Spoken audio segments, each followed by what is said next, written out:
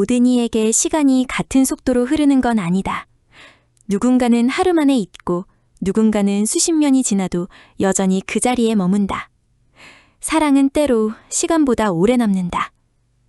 방랑자가 마주친 것은 수십 년째 같은 자리를 맴도는 발걸음이었다.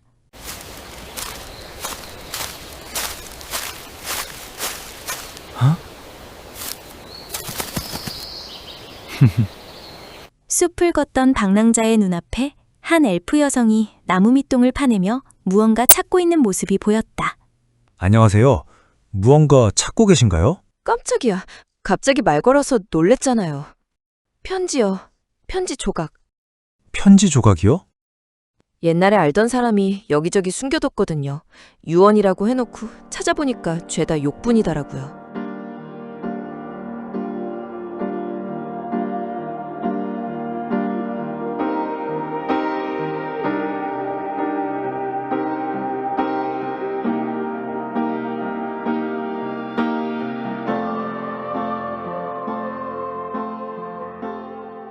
마지막 하나가 저기 물망 쪽 꽃밭인 듯해요. 유언을 남기셨다면 가까운 분이셨나 보네요. 뭐 가깝다면 가까운 사이긴 해요. 같이 모험했던 동료였거든요. 함께 걸으며 엘프는 천천히 이야기했다. 담담하게, 오래된 이야기를 꺼내듯. 처음엔 싸웠어요. 그 사람이랑. 진짜 안 맞았거든요. 인간치고 고집이 세서요. 수명이 짧은 주제에 무서운 게 없더라고요.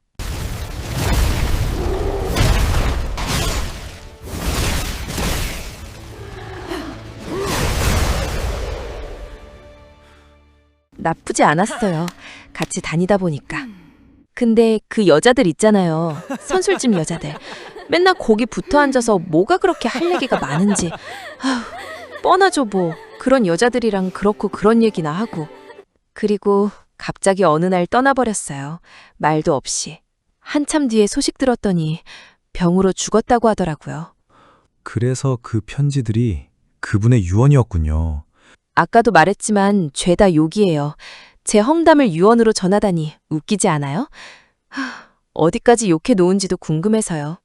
그럼 마지막 편지가 그 꽃밭에? 네, 지금 향하는 물망초 꽃밭이요. 그 사람이 좋아한다고 했던 꽃이에요. 꽃말이 뭐였더라? 아무튼 마지막 편지가 거기 있을 거예요. 편지마다 위치를 적어뒀더라고요.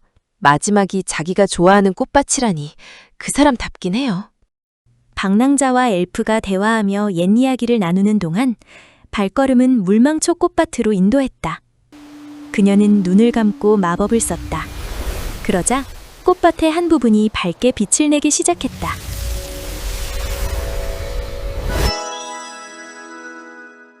그녀는 문득 물망초의 꽃말을 알고 있어? 라는 질문을 하던 그 남자가 떠올랐다. 그때의 그녀는 꽃말에 대해 듣지 못했다. 그가 멋쩍게 웃으며 나중에 이야기해준다고 했었기 때문이었다. 상자를 열며 그녀의 손이 미세하게 떨리기 시작했다.